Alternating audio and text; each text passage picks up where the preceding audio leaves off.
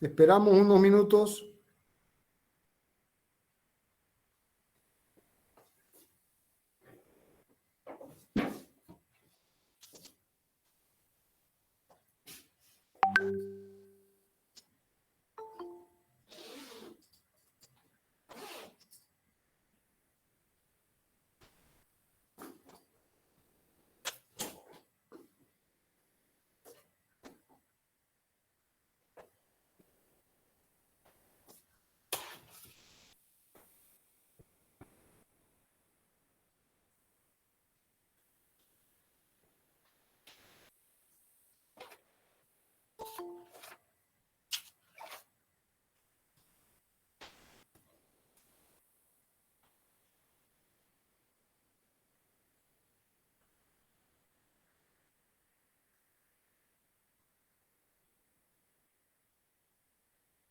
Bueno, ¿pasaron el mensaje? Sí, ingeniero. Bien.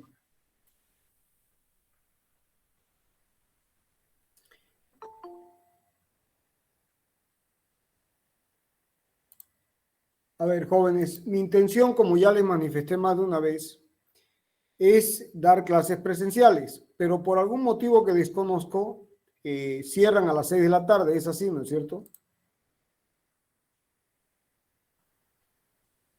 Sí, ingeniero. Ya, tienen que hacer un esfuerzo porque vayamos a clases presenciales, pero la gestión la tienen que hacer ustedes. Si seguimos así, yo estoy obligado a avanzar, no queda otra, lamentablemente. Bien.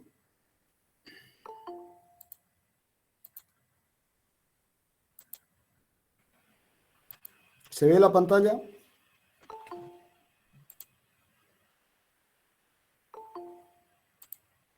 ¿Ven la pantalla compartida? Sí, ingeniero. Se ve. Sí, ingeniero, se ve. ¿Se ve la pizarra? Se ve, ingeniero. Ya, apaguen sus... Hay uno que tiene dos dispositivos encendidos, por eso hay eco. Quizás está con la computadora y con el celular.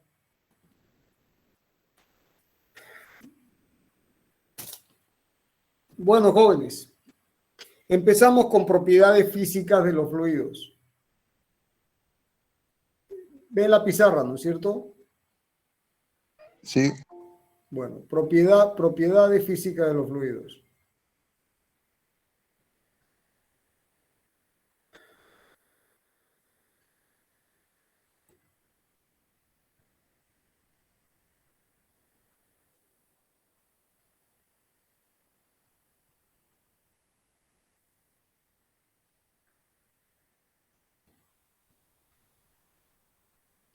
Bien, vamos siguiendo el apunte. Bueno, ¿qué es un fluido? Vamos con la definición de fluido.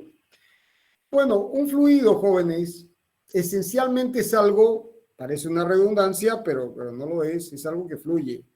Es decir, es materia que se deforma con facilidad. Bien, que la propiedad es deformabilidad. Y hay deformación con facilidad y se deforma ante tensiones tangenciales. Ante tensiones tangenciales. Es decir, que si ustedes tienen un recipiente como este, y aquí tienen el fluido, y aplican una tensión tangencial tau, como esta, el fluido se deforma con facilidad, se deforma ante la mínima tensión tangencial. Pero si ustedes tienen el fluido así, y le aplican una tensión normal, sigma, aquí la deformación es mucho menor. Entonces, un fluido tolera tensiones normales y se deforma ante tensiones, se deforma ante la mínima tensión tangencial. ¿Se entendió? Sí. Entonces, si ustedes aplican una tensión tangencial, la deformación es inmediata, con el mínimo esfuerzo. A diferencia de los que hicieron el curso de mecánica racional, a diferencia de lo que sucede con un cuerpo rígido. En un cuerpo rígido, uno tiene un cuerpo, uno tiene infinitas partículas y las partículas están vinculadas con la condición cinemática de rigidez, es decir, la distancia entre dos puntos I y J se mantiene constante para todo tiempo. O sea, hay constancia, es rígido, mientras que un fluido es esencialmente deformable. Deformable. Ante tensiones tangenciales. Bien, esencialmente es esa la definición de fluido. Entonces, es un conjunto de partículas. ¿Cuántas partículas? Infinitas partículas. Tenemos un sistema de partículas, cuántas, infinitas, que se deforman. Esencialmente es un sistema deformable ante la aplicación de tensiones tangenciales, ¿no? Y toleran bastante bien las tensiones normales. ¿Se entiende? Sí. Bien, ahora, ¿qué es un fluido ideal? Vamos avanzando con el concepto. Bueno, un fluido ideal cumple con ciertos requisitos básicos. Un fluido ideal. Un fluido ideal, ¿no?, cumple con varias condiciones. Primero, es un medio continuo. Segundo, es isótropo. O sea, un medio continuo, que significa que a nivel macroscópico existe continuidad. No interesan las discontinuidades que aparecen a nivel molecular o atómico. No interesan. No vamos a estudiar la mecánica de fluidos, no ingresa en el estudio a nivel atómico o molecular, sino que trabaja a nivel macro, ¿de acuerdo? A nivel macro. Entonces, es un medio continuo, hay continuidad de la materia, ¿no? O sea, uno toma el elemento y hay continuidad absoluta. Basta con ver un recipiente con un líquido, hay continuidad. Ahora, por supuesto, si uno toma un microscopio y empieza a ver lo que está pasando, uno va a empezar a ver las moléculas y los átomos, y ahí ya no. Pero no nos interesa ese nivel de análisis. Es isótropo, es decir, tiene las mismas propiedades en las tres direcciones. Si uno considera la propiedad, la densidad, por ejemplo, en un punto, la densidad en X es igual a la densidad en Y y es igual a la densidad en Z. Es isótropo. Si uno considera una concentración, por ejemplo, la viscosidad, ya veremos, en X, la viscosidad en Y, la viscosidad en Z, es isótropo. ¿Qué significa que es isótropo? Que las propiedades en un punto determinado son las mismas en todas las direcciones. Pero además, lo más importante para la definición de fluido ideal es que su viscosidad es nula. Este símbolo mu es la viscosidad, es nula. Es decir, fricción nula. Es una aproximación, por eso se dice que es ideal. Fricción nula, ¿no? Y Rho, la masa específica, que ya veremos más adelante con mayor detalle, que es la masa por unidad de volumen, es una constante, es incompresible.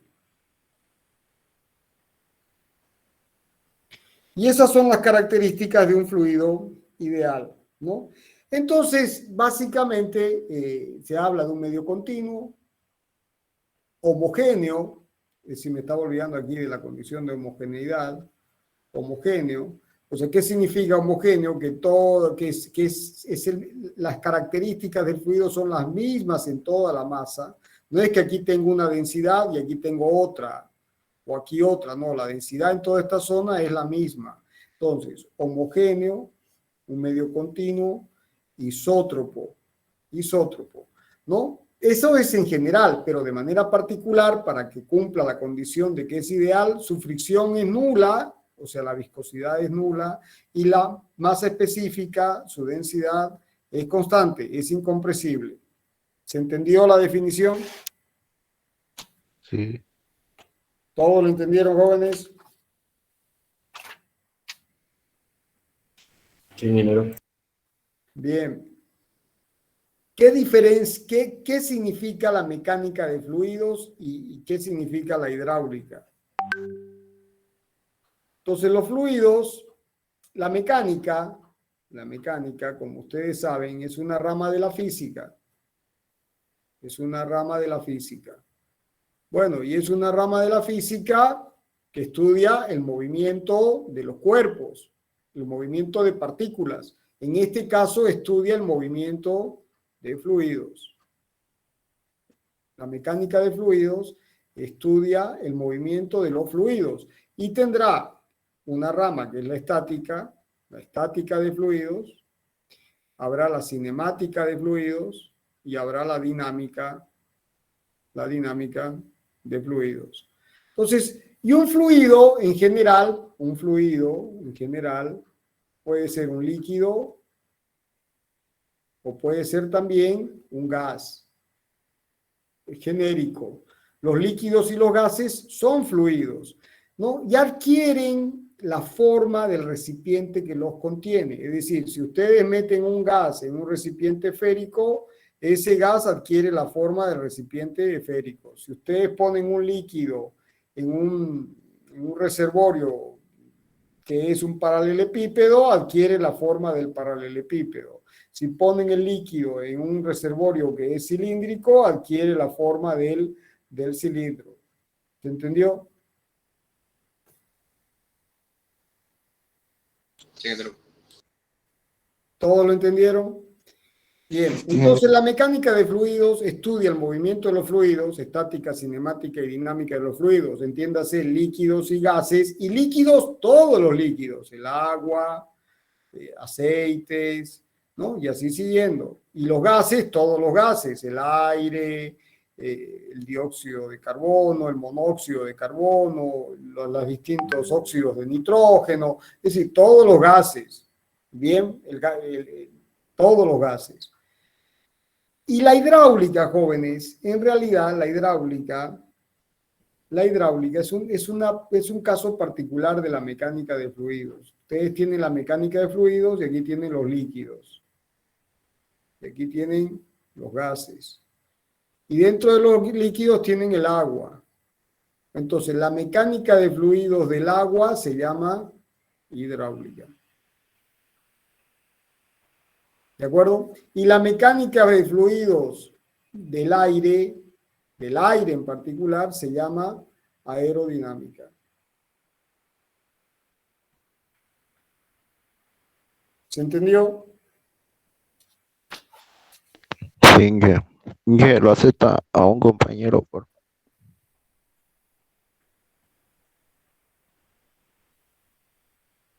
Bien, ¿se entendió hasta aquí?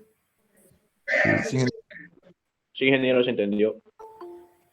Bueno, jóvenes, complicado así. ¿Qué hora es? Ya son las 1:15.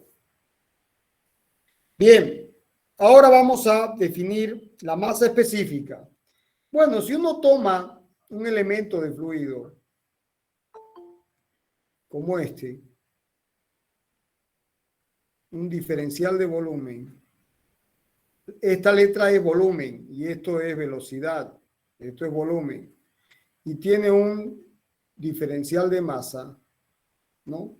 Entonces este diferencial de volumen será un diferencial de X por un diferencial de Y por un diferencial de Z. O sea, si esto es Z, esto es X y esto es Y, el paralelepípedo, el cubito de referencia, tendrá un diferencial de Z, que será esto, un diferencial de Y, que será esto, y un diferencial de X, que será esto. Entonces, el diferencial de volumen vale diferencial de X, diferencial de Y, diferencial de Z. Entonces, la masa específica, ρ, se define como el delta M, la masa por unidad de volumen. Y si uno toma el límite para el delta B tendiendo a 0, del delta M sobre el delta B, uno tiene la definición precisa de masa específica. Es decir, ρ es igual a diferencial de masa sobre diferencial de volumen.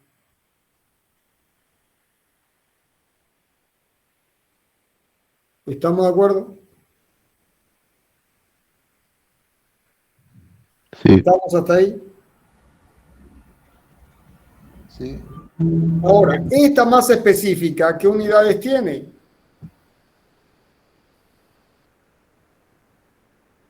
Fíjense que Kilogramos. las unidades de la masa específica son unidades de masa por unidad de volumen.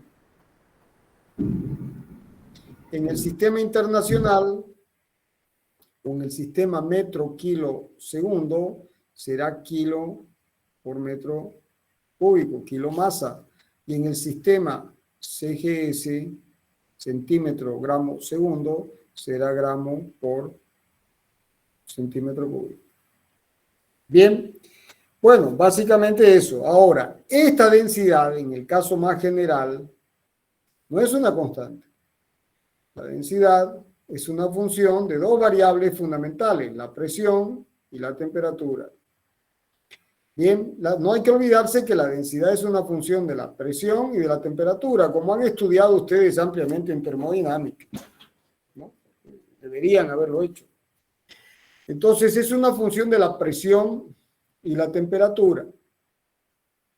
Bien, ahora, como la mayoría de los procesos que se dan en mecánica de fluidos son a presión atmosférica, ¿no? P igual P atmosférico, entonces uno en general considera que la densidad es una función de la temperatura. Pero no hay que olvidarse que también puede ser función de la presión. Y si uno grafica, por ejemplo, para el agua, la densidad en función de la temperatura, el gráfico es así, ¿no? Bueno, aquí tiene un máximo que es a 4 grados centígrados. Bien, para el caso del agua, bueno, en realidad no es 4, es 3.98. Bien, bueno, eso es. ¿Se entendió hasta aquí? Sí. Siempre Sí, tengo la misma voz, jóvenes. Y tengo, ¿cuántos alumnos tengo? Tengo 45. Ya, ¿todos lo entendieron? Sí, Sí, ingeniero. Bueno, ahora, si uno avanza, uno puede definir el volumen específico como la inversa. Fíjense, masa específica, densidad o masa específica, masa, fíjense, masa específica. Específica, ¿qué significa? Masa específica por unidad de volumen. Ahora uno dice, bueno, el volumen específico, esta letra griega, psi, esto es rho, psi. Entonces, volumen específico. Entonces será el volumen por unidad de masa. La inversa, la inversa. Entonces, psi es igual a 1 sobre rho. ¿Y qué unidades tiene? Bueno, si rho tenía unidades de kilo por metro cúbico, esto será metro cúbico por kilo. O en el sistema CGS, centímetro cúbico sobre gramo. ¿Se entiende? Bien. ¿Se entendió hasta acá? Sí, sí. Sí, ingeniero. Sí, ingeniero. Bien. Sí. Ahora vamos un paso adelante.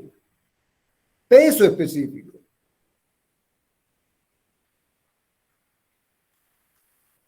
El peso específico. Bueno, el peso específico lo vamos a definir con la letra griega gamma. Y así como la masa específica, rho, vale masa por unidad de volumen, el peso específico vale peso por unidad de volumen. Entonces será peso por unidad de volumen. Pero ustedes saben que el peso es mg por definición de peso. O sea, peso es una fuerza en particular, una de las tantas que hay. ¿Y qué es esa fuerza? Es la fuerza con que la Tierra atrae ese cuerpo por unidad de volumen. Entonces, si uno considera hipótesis, estamos suponiendo hipótesis que G es una constante, entonces nos queda que G por dmm, y esto es rho, o sea que el peso específico es la masa específica por la gravedad. ¿Se entendió? ¿Se entendió o no se entendió? Se entendió, ingeniero. Ahora, Sí. ¿qué unidades tiene gamma? Bueno, las unidades de gamma son unidades de peso sobre unidades de volumen. En el sistema metro, kilo, segundo, será newton por metro cúbico. Y en el sistema CGS será dina por centímetro cúbico. Y una unidad múltiplo muy común es el K minúscula kilonewton por metro cúbico o meganewton por metro cúbico.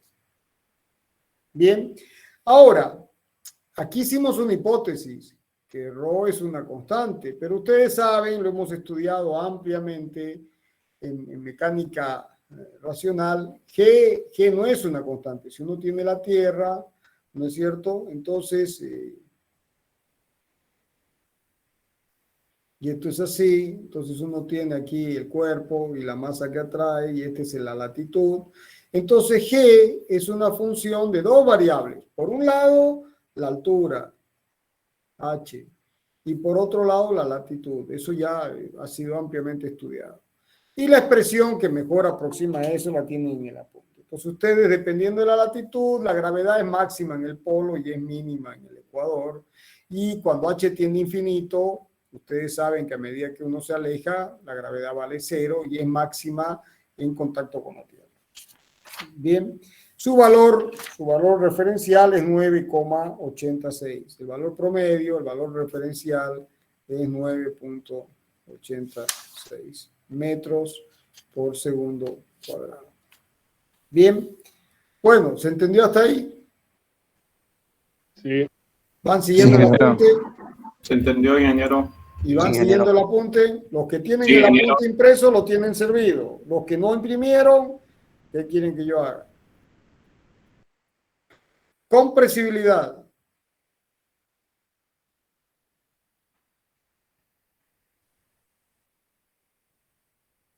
Compresibilidad. Bueno, si ustedes toman que ρ es masa por volumen, o sea, perdón. Rho es masa sobre volumen, es decir, la masa se puede expresar como ρ por B, sin entrar en consideraciones del diferencial. Ahora, si hacemos el diferencial, es el diferencial de un producto, es ρ diferencial de B más B diferencial de ρ. Ahora, como la masa es una constante, si asumimos que para un elemento de análisis de diferencial de masa y diferencial de volumen, ¿no? Con una densidad, y asumimos que la masa es una constante, con m igual constante, entonces este diferencial, el diferencial de una constante, es 0.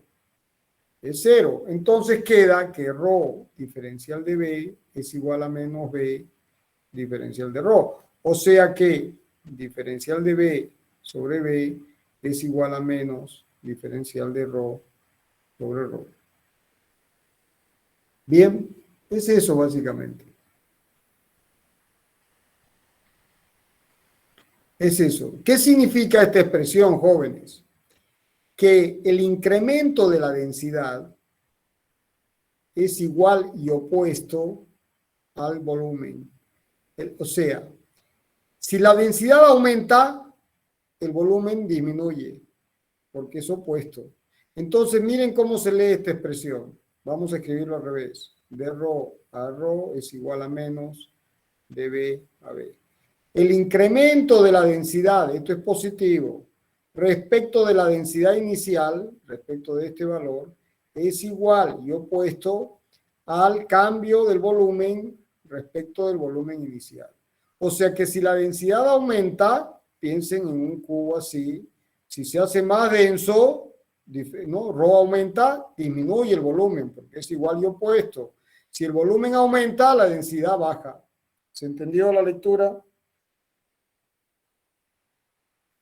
Bueno, y si ahora se asume que el cambio, si uno toma un elemento de volumen, como este, un volumen y su diferencial de volumen, y uno dice que el diferencial de volumen el cambio en el volumen es proporcional al volumen y al cambio de la presión, porque va a cambiar el volumen por el cambio en la presión por un diferencial de P, entonces uno puede decir que el cambio del volumen respecto del volumen inicial es proporcional. Esto significa proporcional.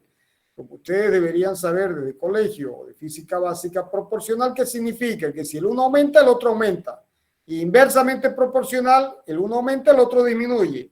En este caso, ¿no? Es proporcional. Si la presión aumenta, el volumen disminuye, ¿no? Entonces, necesariamente, pero hay proporcionalidad. Entonces, proporcionalidad opuesta. Entonces, uno dice que para eliminar la proporcionalidad, uno dice que el diferencial de B sobre B es igual y opuesto, y alfa pasa a ser el coeficiente de compresibilidad. Listo. Y esta es la expresión general. Entonces, fíjense, como este elemento no tiene dimensiones, alfa, ¿qué dimensiones tiene? Alfa, que es el coeficiente de compresibilidad, es el coeficiente de compresibilidad, es el coeficiente de compresibilidad. ¿Qué unidades tiene? Fíjense, tiene unidades de dB sobre B, que es esto, dividido diferencial de P.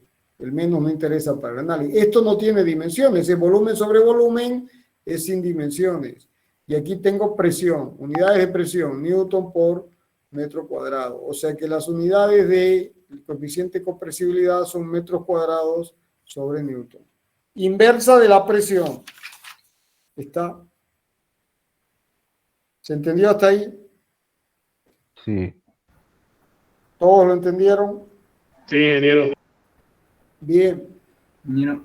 Ahora, la compresibilidad es diferente en líquidos y en gases. No es la misma. No es lo mismo la compresibilidad en un líquido, el análisis de la compresibilidad en un líquido que en un gas. Entonces, empecemos analizando la compresibilidad de un líquido. Compresibilidad de un líquido. Compresibilidad de un líquido, ¿no? Entonces, la compresibilidad de un líquido, ¿qué nos dice? Bueno, cumple con esta. ¿Qué pasó aquí?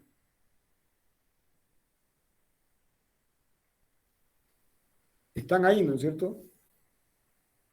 Sí. Entonces, la compresibilidad de un líquido, jóvenes, se cumple con la condición de un líquido.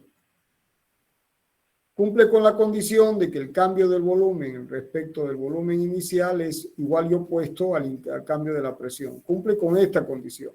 Y ahí tienen valores de alfa. Fíjense que las unidades son inversas de la presión. Para el agua, la glicerina, el mercurio. Y el coeficiente de compresibilidad, nuevamente, igual que la densidad, igual que el peso específico, es una función de la presión y la temperatura. En el caso de esto es función de la presión y la temperatura, y esto es función de la presión, la temperatura y de la gravedad, porque también aquí juega la gravedad. Bien, bueno, no hay mucho que más. Entonces, fíjense cómo tiene la variación si uno grafica la compresibilidad alfa con la temperatura. Tiene curvas, es una función de dos variables. Entonces, hay una representación paramétrica en curva de nivel como la que tiene en el apunte. Bien. Para eso sirve la representación paramétrica en curvas de nivel que estudian en cálculo 2, ¿no es cierto? Ahí está, tienen un típico ejemplo de una función en dos variables que tiene una representación paramétrica con curvas de nivel. Ahora, en el caso de la compresibilidad de los gases, el análisis es un poquito más detallado y a esto, si quieren, pueden ir anotando en la hoja en blanco o saquen una hoja y anoten. En la compresibilidad de los gases, para completar el apunte.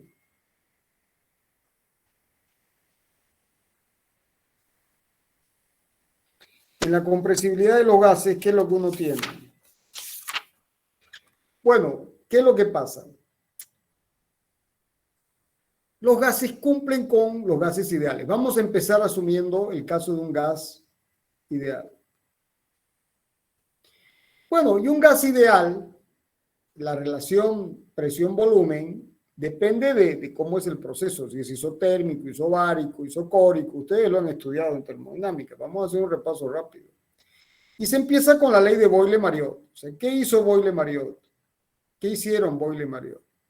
Tomaron un recipiente, ¿no?, de un volumen determinado y le aplicaban la presión y medían el volumen a temperatura constante. Entonces, un proceso isotérmico a temperatura constante. Y graficaron la presión con el volumen. ¿Y qué les dio? Les dio unos puntitos así. Entonces se dieron cuenta que esto variaba y los puntitos les dieron así. Y esta es la ecuación de una hipérbola, jóvenes. Es una hipérbola, si ustedes van al cálculo tradicional, es una hipérbola equilátera así. ¿Se acuerdan de la hipérbola equilátera? Así. Esto es Y, esto es X, una hipérbola equilátera así y así. Solamente que la rama negativa no nos interesa, solamente interesa la rama, el cuadrante positivo. Entonces, esta variación es hiperbólica. ¿Y qué significa que es hiperbólica? Bueno, esta ecuación es I igual a A sobre X. Entonces, P será una constante sobre B. O sea que P por B es una constante. La clásica ecuación de Boyle-Mariot para la condición T constante. ¿Se entendió? Sí. ¿Todos lo entendieron, jóvenes? Sí, ingeniero. Bien. Unos años después, Gay-Lussac agarró y dijo, ¿y qué pasa si varía la temperatura? Entonces, Gay-Lussac hizo la misma experiencia de Boyle-Mariot. Graficó P con B y le dieron curvas paralelas. Le dieron así. Y esto es para una T1, una T2, una T3. Entonces el tipo agarró y graficó la temperatura, graficó la constante. Aquí tenía P por B igual a una constante 1. Aquí tenía una constante 3. P por B igual a una constante 2. Y aquí tenía P por B igual a una constante 1. Entonces grafica la constante con la temperatura. ¿Y qué le da? Le dan unos puntitos así. Le da una recta. Le da una recta. ¿Y cuál es la ecuación de la recta? Bueno, es I igual a M por X, porque no tiene ordenada al origen. O sea, la constante vale, la tangente de este será M, otra constante estrella, será una constante estrella por T. Entonces el tipo agarró y vino y hizo esto. Dijo, P por B es una constante, esta constante, ¿la ven? Que vale una constante estrella por T. Y se tiene la ley de Gay-Lussac, porque si de aquí sacamos P sobre T, es una constante estrella. Es lo que se llama la ley de Gay-Lussac. ¿Se entendió? ¿Se entendió hasta ahí o no se entendió? Se entendió, ingeniero. Bueno, y luego, más adelante, tomaron distintos gases.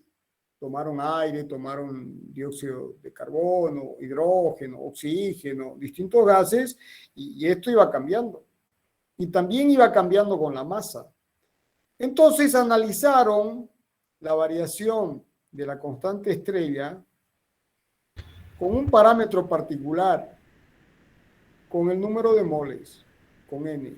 El número de moles es la masa dividido el peso molecular del gas. Entonces graficaron con el número de moles y les dio, otra vez les dio una línea, una recta. Entonces, ¿esto qué ecuación tiene? Una constante que va a ser igual a esta constante estrella por el número de moles. Entonces, si uno sustituye aquí, uno tiene que P por B sobre T es igual a esta constante, perdón, esta constante estrella es al revés. Es así.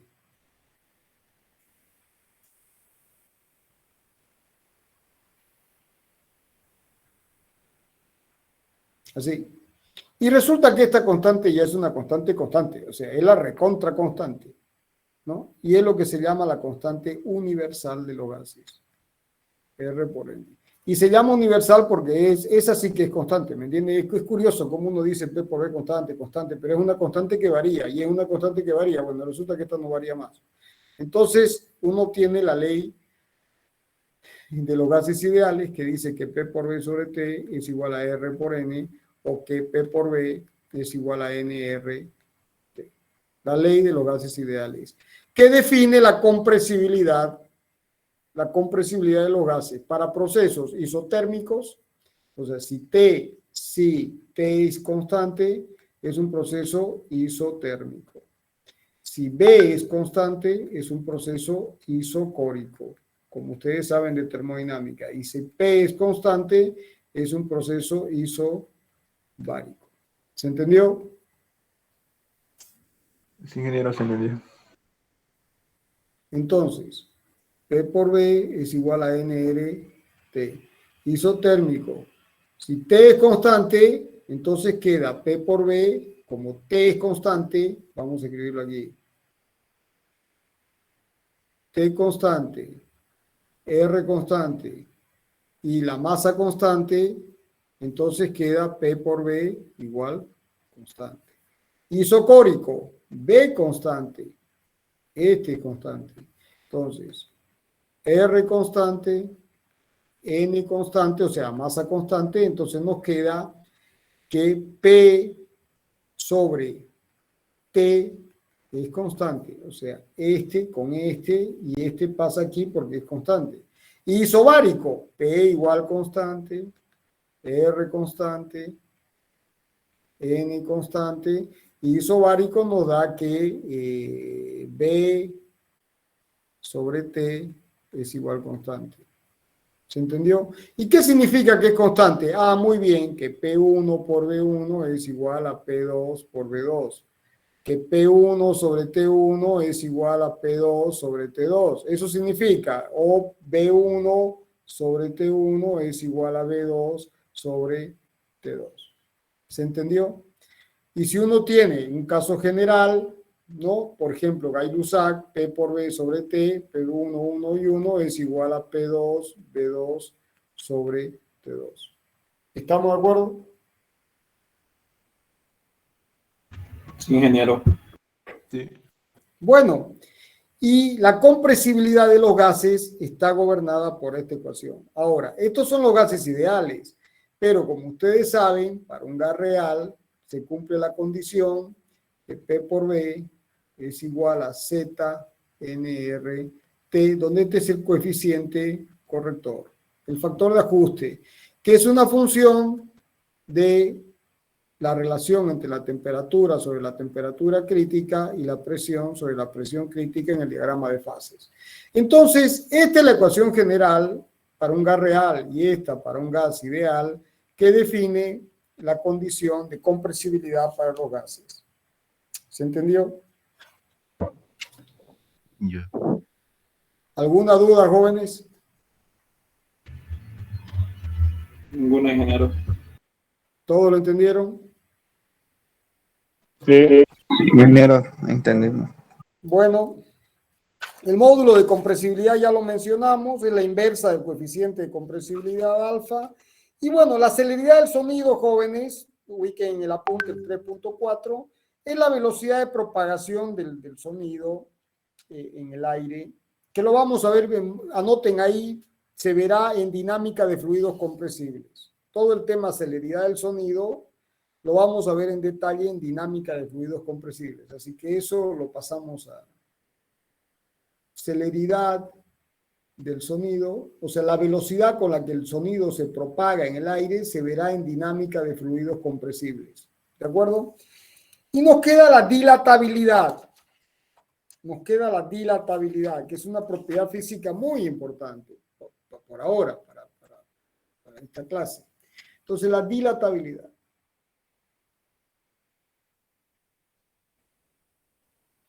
Vamos a recordar sus conceptos de dilatación de física. Si ustedes tienen una barra de longitud L0 y incrementan la temperatura, un delta T, la barra se alarga. un delta L. Y el delta L es proporcional a la longitud inicial al delta T. Entonces, el delta L es el coeficiente de dilatación, alfa, por L0 por delta T. Y bueno, ejemplo de eso, todos los fierros de las parrillas. Si ustedes ven las parrillas donde se hace asado, ¿qué pasa con el fierro? El fierro está así y está así. Como este es un punto fijo y este es un punto fijo y aquí le metemos calor, el fierro se dilata y se alarga. Y a veces es tanto lo que se alarga que termina rompiéndose aquí. Lo han visto, ¿no es cierto? O no han hecho asado nunca. Ese es el mejor ejemplo. Bien. Bueno, esto está mal. Esto es delta L. ¿Se entendió lo que es la dilatación longitudinal? Si ahora uno considera, ya no en una sola dimensión, uno tiene un volumen, sino que uno tiene un cambio del volumen, entonces el cambio, fíjense, esto lo puedo escribir así, delta L sobre L0 o diferencial de L sobre L es alfa delta T. Entonces, el cambio de volumen en 3 dimensiones respecto del volumen inicial, esto, va a ser el coeficiente de dilatación volumétrico por el diferencial de T. ¿Se entendió? Y ese coeficiente, como está en el apunte, beta es volumétrico, pero en el apunte aquí aparece una P porque se está definiendo a presión constante. A presión constante. Quiere decir que esa presión atmosférica, si cambia la presión, bueno, cambiará el coeficiente. Bien, y el coeficiente de dilatación volumétrico se define por el dP a dt. Bien, bueno, hasta ahí, jóvenes. Hasta ahí esta clase. ¿Se entendió hasta aquí? Se entendió, ingeniero. Bueno, la clase que viene vamos a terminar. Perdón, ¿dijo algo, joven?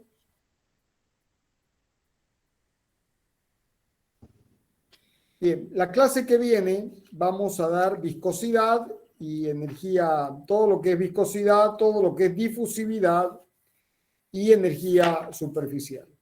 Si podemos dar clases presenciales, yo voy a estar asistiendo, damos presenciales, si no, directamente virtuales, aparecemos el viernes a las 5 de la tarde. ¿De acuerdo? Está bien, ingeniero. ¿Se entendió la clase, jóvenes? Sí, ingeniero, se entendió. Sí, ingeniero. Se entendió todo. ¿Los apuntes? Insisto en esto, es clave que estudien el apunte.